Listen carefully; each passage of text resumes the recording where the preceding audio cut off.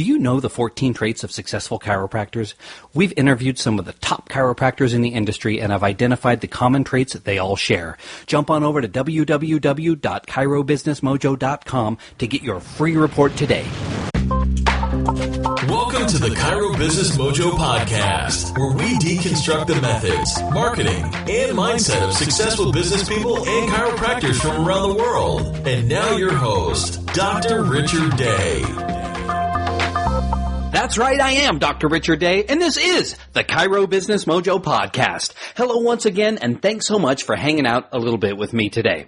Well, on the show, I've got Dr. Shawn Dill, and he's a 1995 graduate of Logan Chiropractic College. For 8 years, Dr. Dill practiced in the country of Costa Rica, where along with establishing what many consider to be the largest upper cervical practice in the world, he also authored the law that regulates the practice of chiropractic in the country. Since returning to the United States, Dr. Dill has become a noted authority in Upper Cervical Specific Chiropractic. He's the CEO of the Specific Chiropractic Centers, which now operates 8 knee-chest Upper Cervical Specific clinics and also offers consulting services to entrepreneurs and healthcare professionals. He's completed a certification with Michael Port, author of the best-selling book, Book Yourself Solid. And as a certified coach with them, he offers his consulting services and workshops to empower vitalistic-minded healthcare professionals to get booked solid. Dr. Dill is also a past member of the faculty at Life Chiropractic College West, having served as the director of the Institute for Advanced Care in Chiropractic. In addition, he has also served as the chair of the Council on Upper Cervical Care of the International Chiropractors Association. He's also a member of the faculty at the American College of Traditional Chinese Medicine, teaching their business practices and marketing class. He continues to be a highly sought-after speaker, making numerous international appearances each year.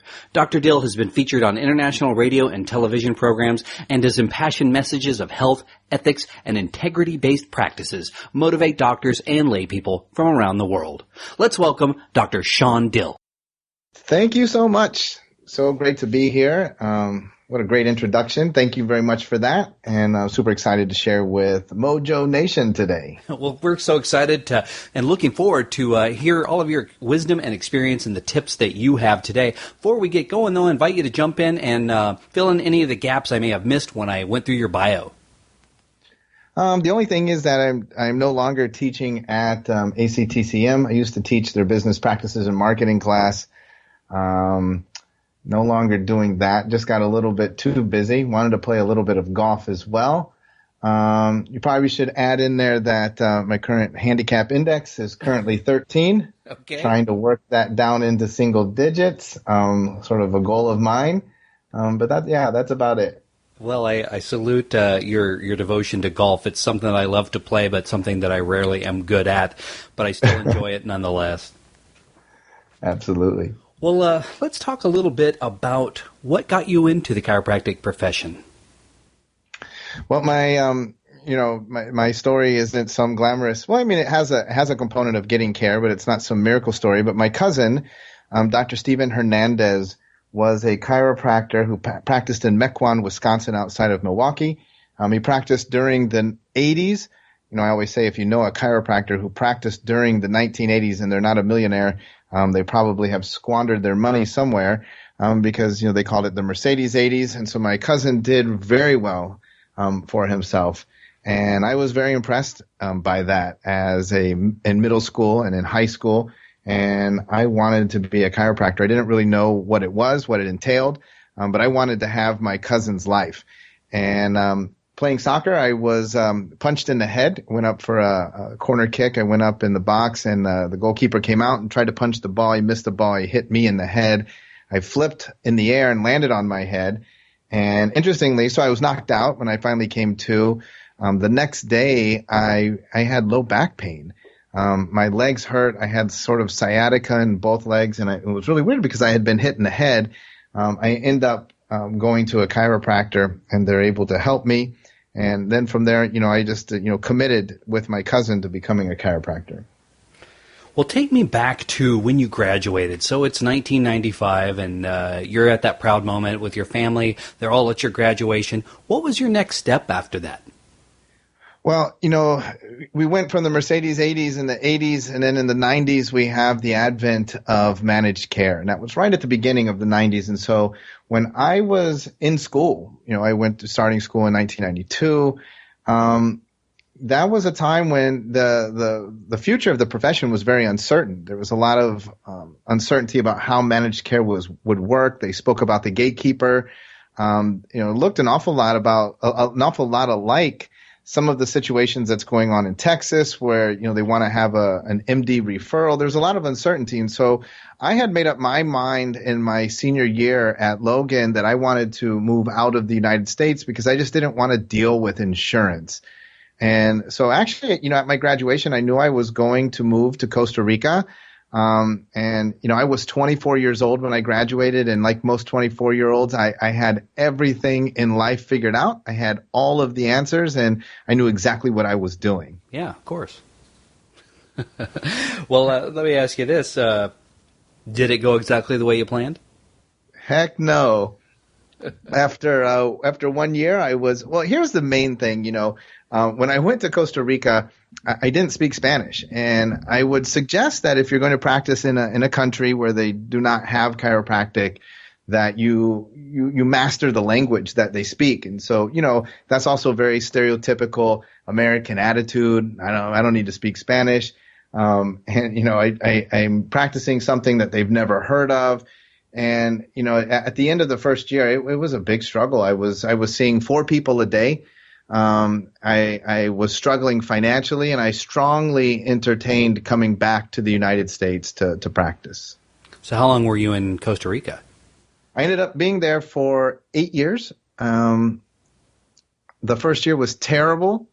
At the end of my second year, we were seeing 200 patient visits plus a day. And we maintained that until I left. Practiced 5.5 days a week. We were doing upper cervical with pre and post scans and 20 minutes post-adjustment recovery or post-adjustment rest if the patient was adjusted.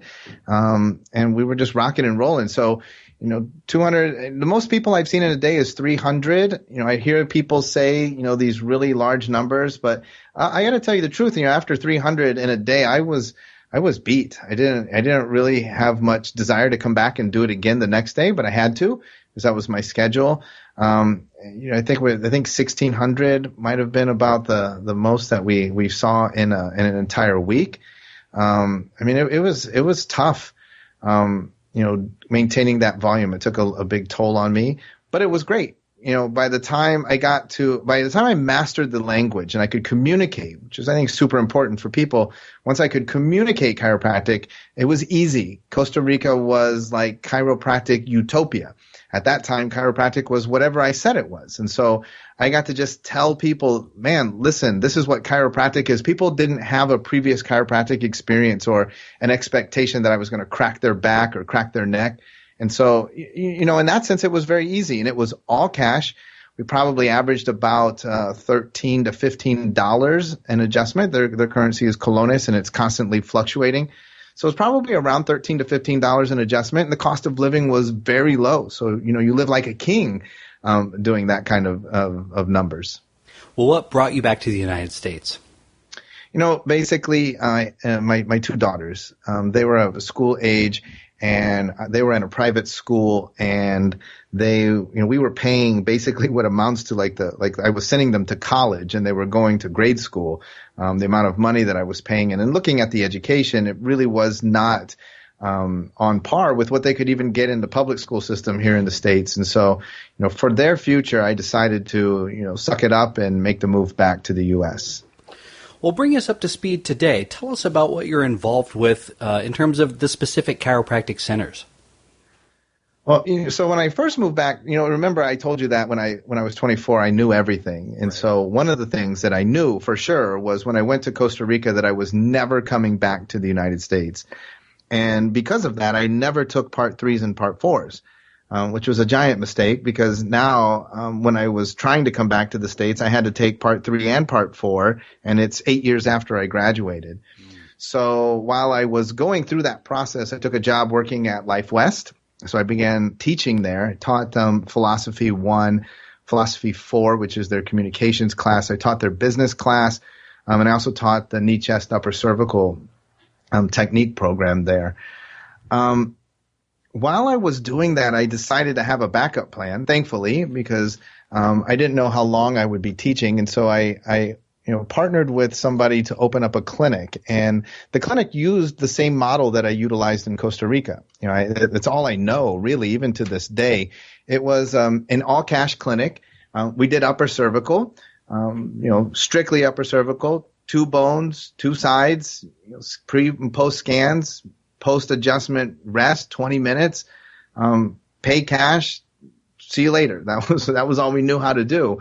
And so we started that, and we were having great success with it. And actually, other people that wanted to practice upper cervical began to ask if we would be willing to help to sort of duplicate that model for them and teach them what we were doing. And so we began to allow them to adopt our model through a licensing model. And from there, we began to move into the franchise model where we currently are. Currently, there are 20 specific chiropractic centers, 19 of them in the States. We're beginning our first one in Barcelona, Spain. I'm super excited about that. And then we have expansion plans for late 2017 to begin looking at Australia as well.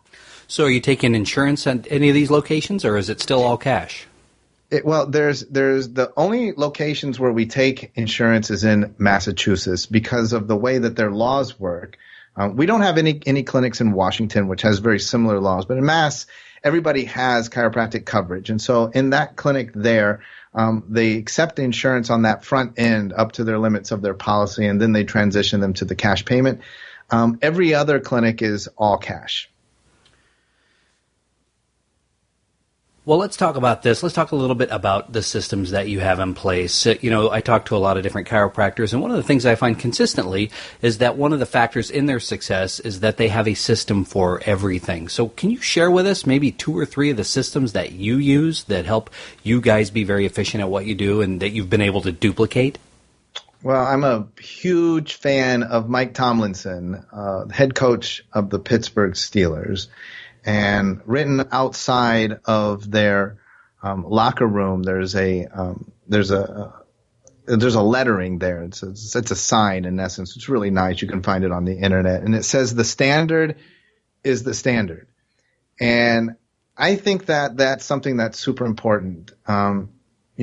First of all, in answer to the question, I want to stress to the listeners the importance of systems, and that's something that I say all the time with the doctors that work with us in the specific. While there's 20 clinics, there's 32 doctors that are in the system. And I'm always saying that there has to be a way to do everything.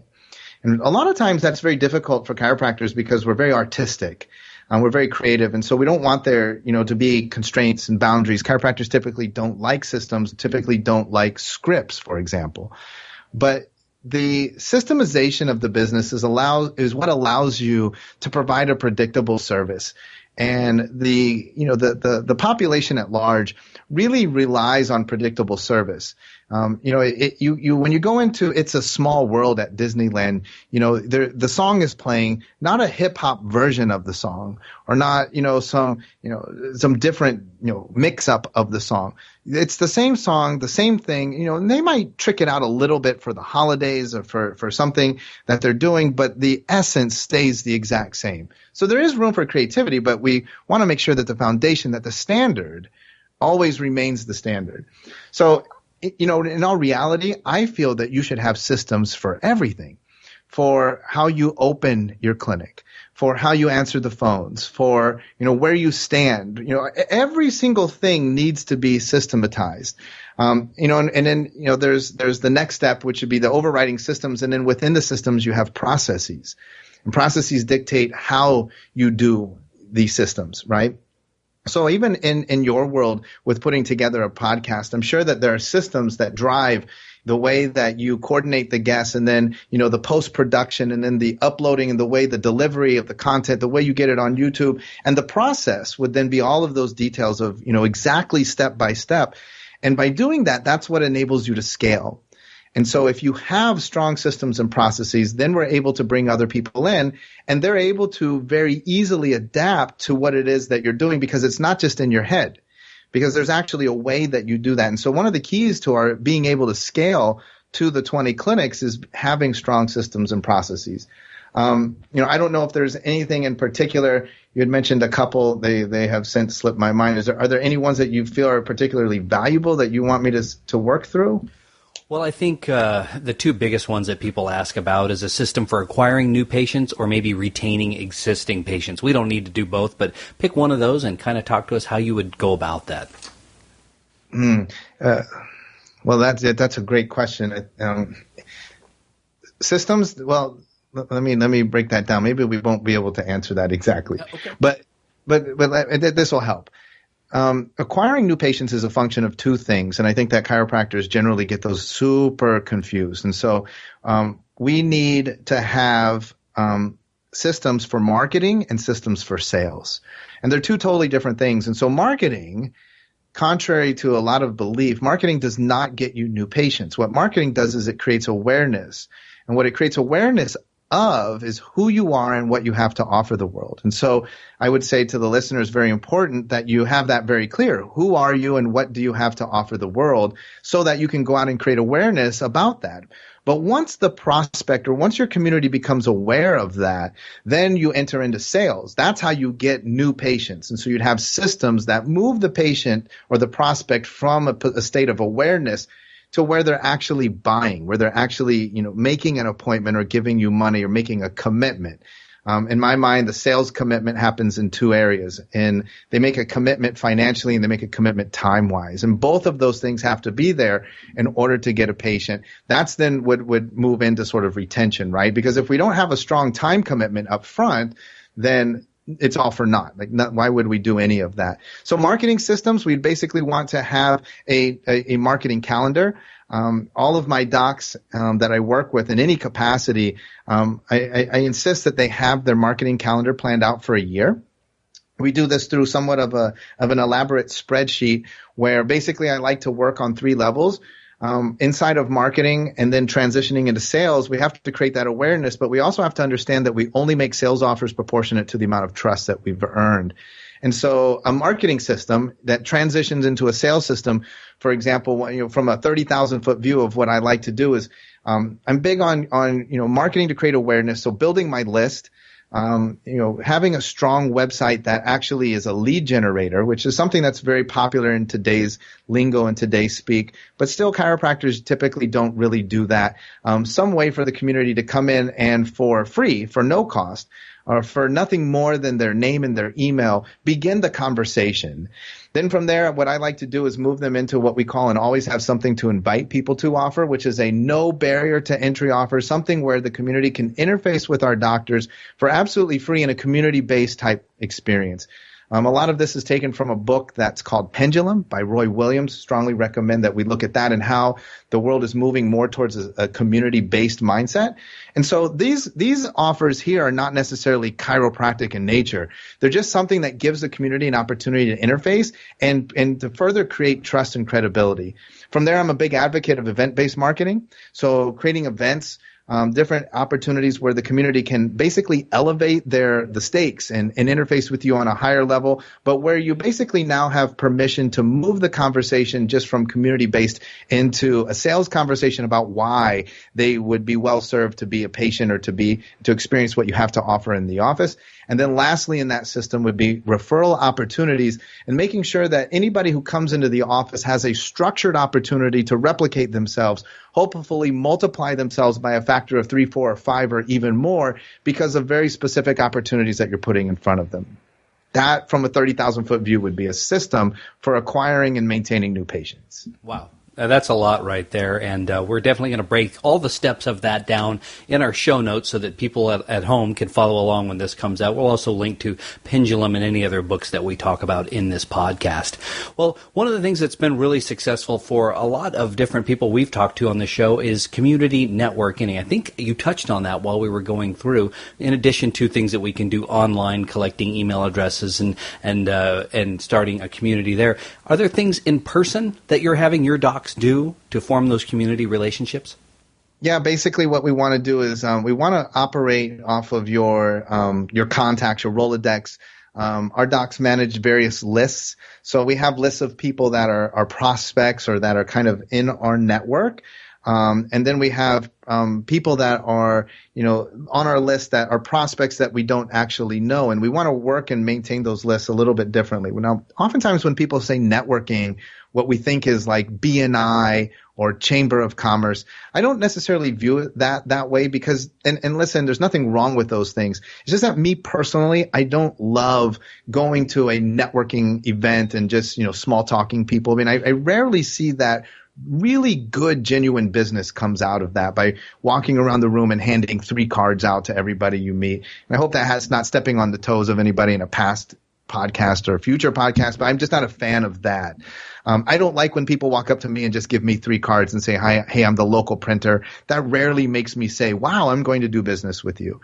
Networking, really what that means is creating relationships. And we do that by creating a discipline, again, another system of every day reaching out to our community and sharing compassion, sharing information, or making introductions. And so if we have the discipline of every single day reaching out to one single person and sharing compassion, just saying, "Hey, Rich, I listened to the podcast. You're killing it. I love what you're doing." Or sharing information, "Hey, Rich, here's that book that, we talked about. I want to give you a copy of that book." Or making a connection. "Hey, Rich, this is a guy that I think would be great as a guest on your podcast." Right there, that goes a long ways to creating that community and creating that network. And that's what I recommend that people are engaged in regularly. One of the things that really jumped out at me in terms of your qualifications that I mentioned in the intro is your certification as a booked solid coach. It's impressive to me because I read the book when it first came out and I thought it had a lot of great ideas in it. And also because it's not cheap to become certified as a coach for booked solid. But can you tell me a couple of things that we can apply as chiropractors to our business? Number one tip I would give you there is that the biggest thing is to understand, and chiropractors have a very difficult time with this, is that, and I'm involved with IFCO on the board there where our mantra is every man, woman, and child on the planet checked for vertebral subluxation and adjusted when necessary since birth. But when you stop for a second and you think about that, I thought to myself, there's over 7 billion people on this planet. I cannot possibly check every single one of them.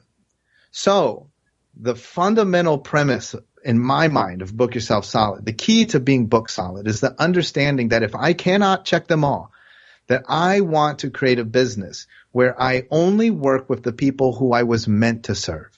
And for some chiropractors, it's a hard thing to really swallow, but I understand that I was put on this planet to only serve certain people, not everybody, because just statistically and time-wise, it's impossible that I serve every man, woman, and child on the planet. So if I'm only going to serve some of them, then I want to serve the ones that I was meant to serve, the ones with whom I do my best work.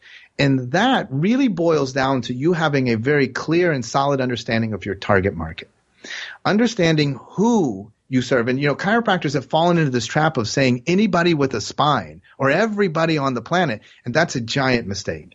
There are no successful businesses whose efforts are aimed at serving everybody on the planet. Even Apple, they're not for everybody. And in fact, they don't even actually have the total market share. They're second, but they seem like they're for everybody, for those who utilize it. But there's a lot of people that Apple does not want to be a client. There's a lot of people that I don't want to be clients. I don't want people to be clients who are so ingrained in the allopathic model that it turns into a fight. Because my job isn't to convince or change people's paradigms. My job is to actually find people who already resonate with the way that I speak and invite them into my world. And doing that is very easy. That makes marketing and sales very easy because I'm showing them the opportunity to interface and receive from me what they've always wanted versus me going out and finding people who have no desire to have what I have and trying to argue and trying to convince them and show them that, that their pills and potions are not the way. boy, that's a futile thing. And I see so many chiropractors engaged in that battle. And I see so many people out there in our world who want what we have, who are not being served simply because we're not conscious of the fact that they're waiting for us to serve them. So many people are being left out in the cold while we're arguing with other people about these fundamental or philosophical or principal ideals. Well, when you look at the skill set required to be a chiropractor, all of us, I think, are pretty competent adjusters when we come out of school, and we have a good understanding of what it takes to be a chiropractor, assuming we pass our boards. But not everyone is successful. So at least, there's something, if you look at it, that is part of that equation that's not there for everybody. Why isn't everybody successful in practice?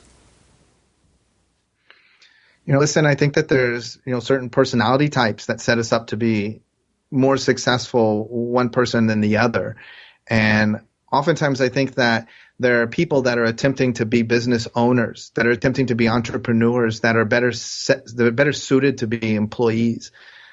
In our model in chiropractic, it's kind of this thing where associates receive such a poor pay and are treated poorly. And so that's like a negative, like you're an associate. And some people really would thrive in that world. And so sometimes I think it's a wrong fit, that they're trying to be entrepreneurs and they just hate the business side. They love the people. They love the chiropractic. They love the art.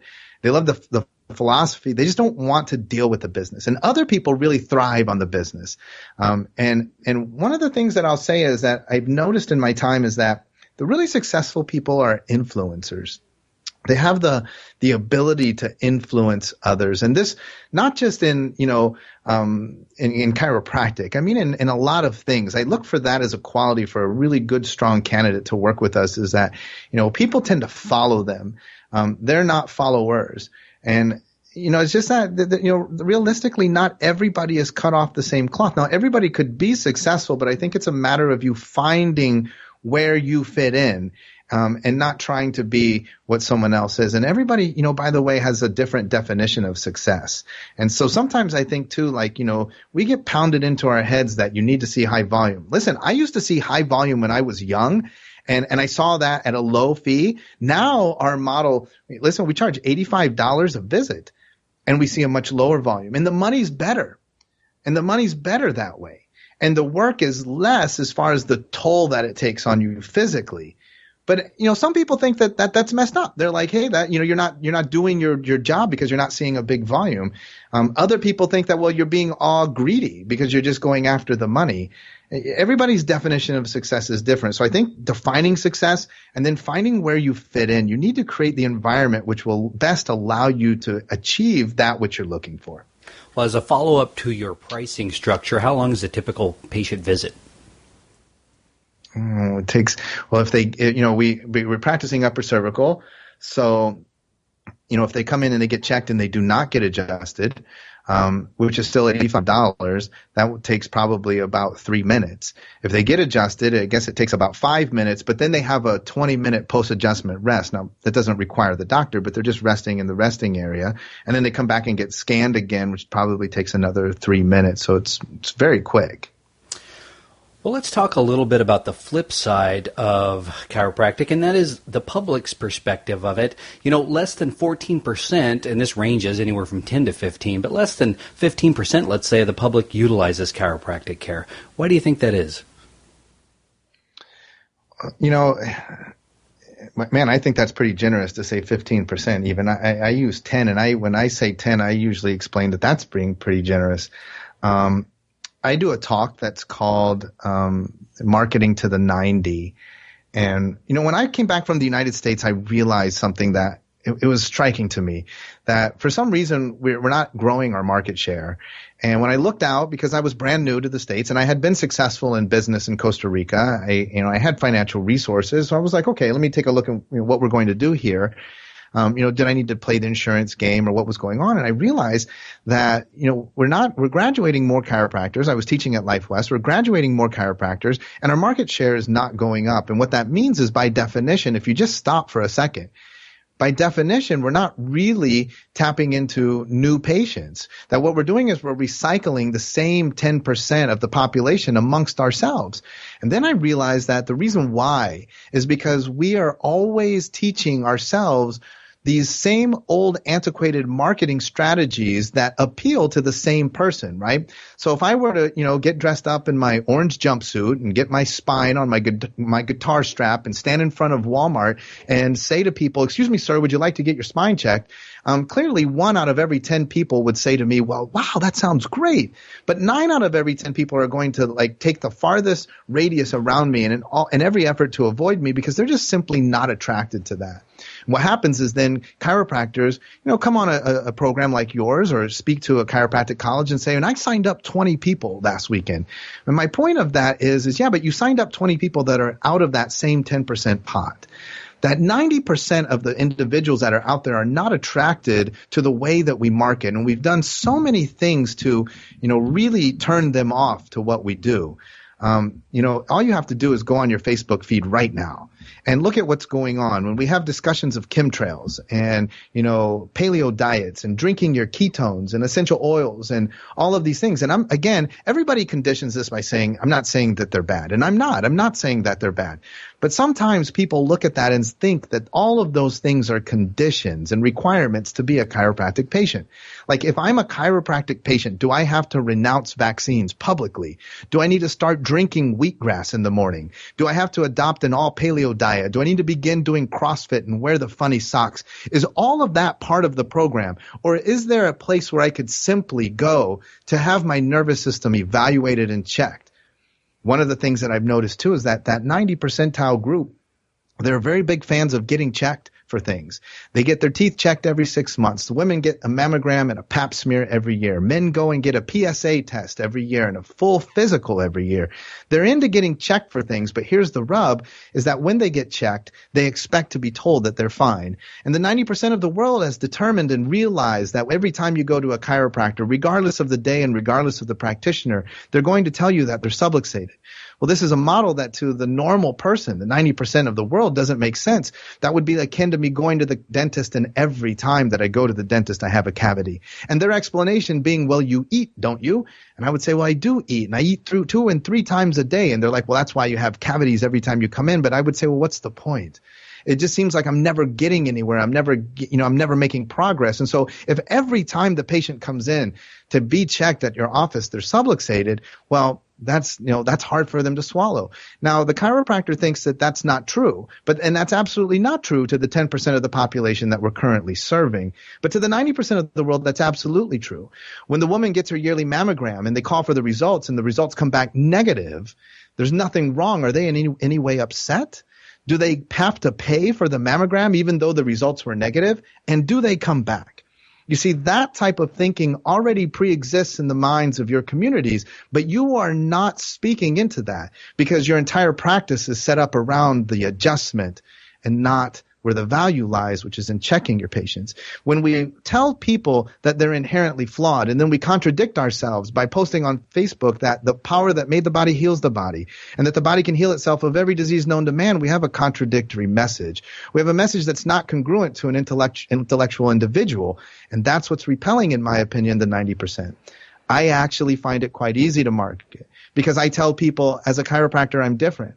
I don't want to adjust you every time. I want to check your nervous system. Do you see value in having your nervous system checked? Do you understand that the nervous system runs every single cell, every single function of your body? And the answer is yes. Do you see value in being checked? Yes, but I don't want to get adjusted every time. Hey, listen, I don't know if you need to be adjusted. Let's check first. There's value in being checked, and you're going to pay this amount of money to be checked. If I find issues, I will be sure to let you know. But listen, sometimes I find no issues. If I were to go, we do these outreach programs. Some people call them mission trips. We go to El Salvador twice a year. But if I were to go to a country where they do not have toothbrushes and do not, have dental care, would every single person in that community have a cavity? And the answer is no. The trick is to find out who. Now, would they be more predisposed? Sure. And so people that have no experience with chiropractic are more likely to be subluxated, but are they automatically subluxated? No. And when we hold that message out, that's a message that the 90% of the world cannot embrace. We'll forever be doomed to just serving the same small population unless we can learn how to truly understand the essence of chiropractic, where it begins, and then communicate and market that out to the rest of the 90%. If you can get that, I'm telling you, you'll be surprised at how easily they accept the message and how quickly they are to adopt getting checked. They just add getting checked by their chiropractor to every other thing that they're getting checked for and that they pay for and that they do routinely. Well, I loved your answer. I asked that question a lot of folks, and I've heard a lot of different answers to it, but that really resonates with me, and I cannot express to you how much I appreciate what you have to say. I think it's absolutely the truth, and it makes sense. I'm gonna think about that even beyond this interview, because there's some deep stuff going on there. Awesome. Well, I want to switch gears now and go to the big picture in terms of success. We all have failures and successes in our life, and you've had a lot of success, but are there any obstacles or challenges that you've overcome? And how did you overcome those, and what did you learn?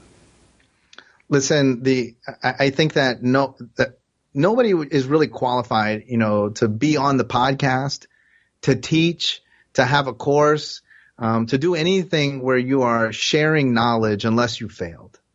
And I think that the more you failed, the better qualified you are, the more valuable your insights and information is.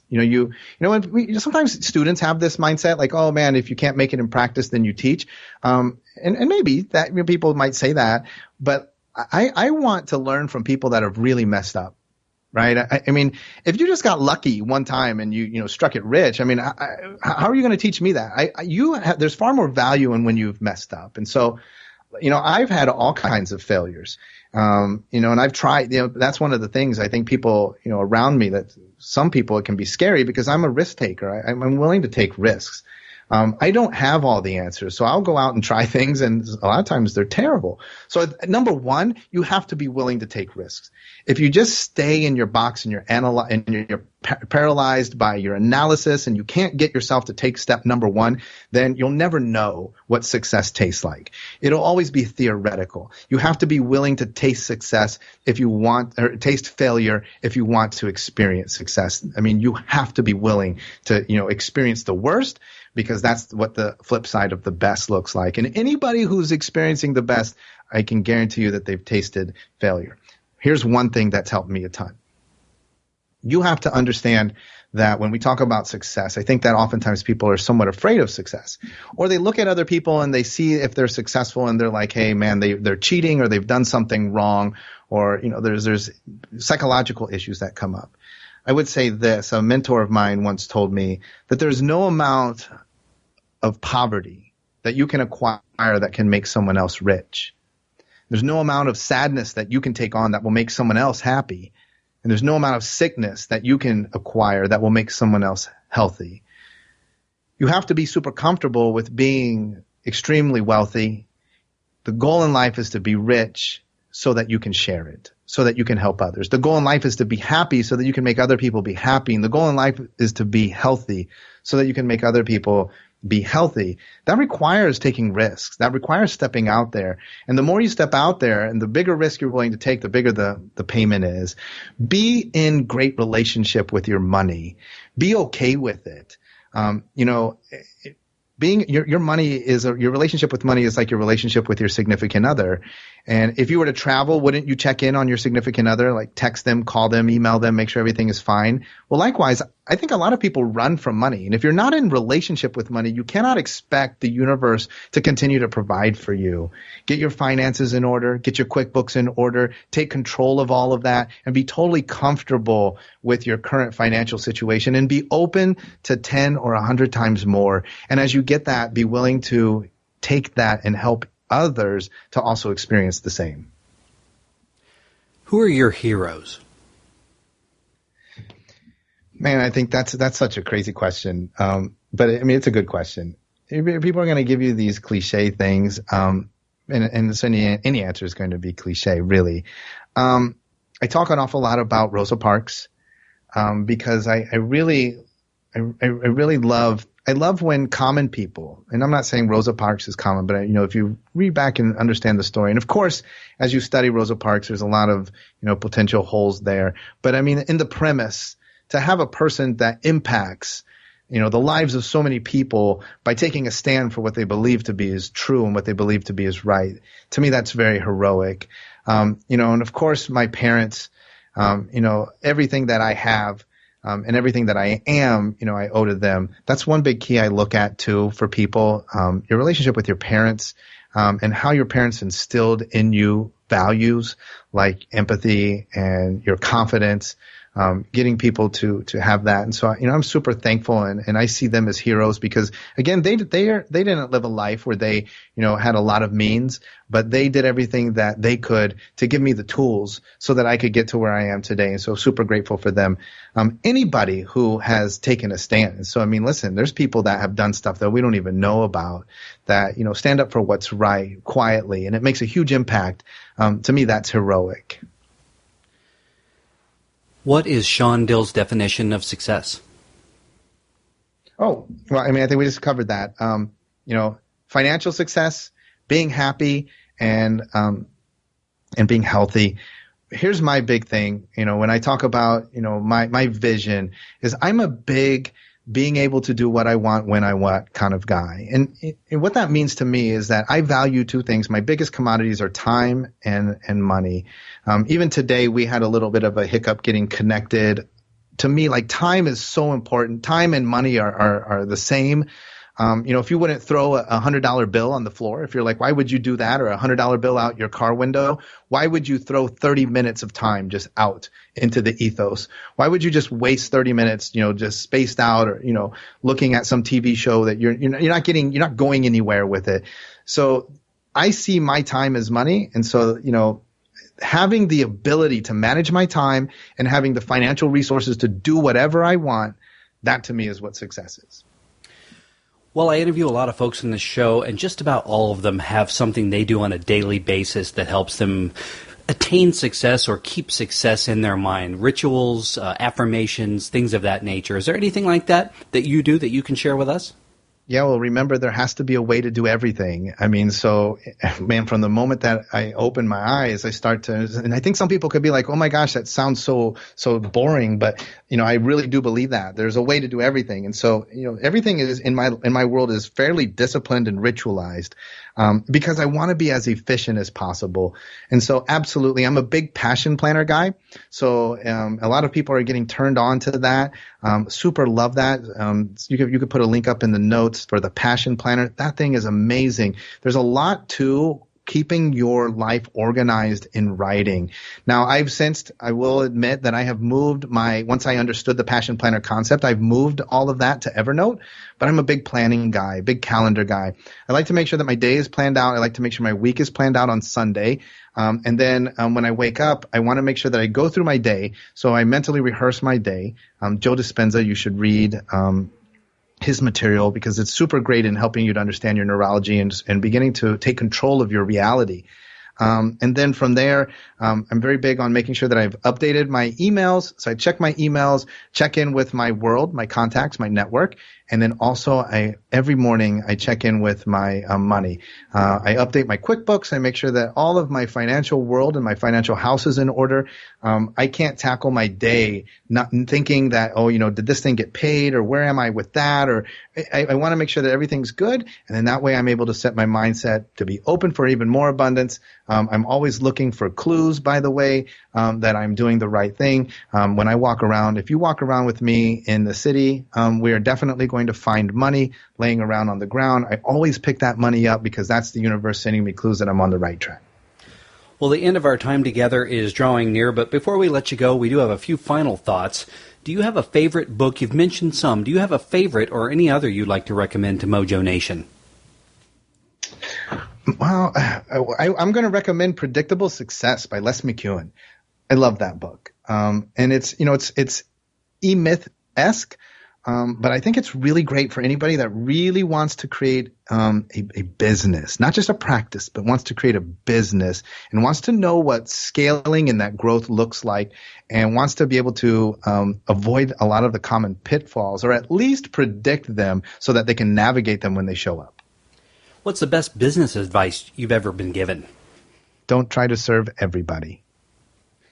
Well, thanks so much for your time today. The mojo is definitely strong with you. You've shared so much with us today in this interview, and I appreciate your time, like you said, which is a very valuable asset. Is there a great way for people to contact you and find out more about you and what you do? Sure, they can hit me up on Facebook. I think it's facebook.com/theSpecific. I think that's my Facebook page, or on my website, www.drShawnDill.com. Jump on my email list. I'll send you a copy of one of my presentations, and we'll stay in touch that way. Well, thanks, Dr. Shawn Dill, for being with us today. Thanks for listening to the Chiro Business Mojo podcast at www.chirobusinessmojo.com.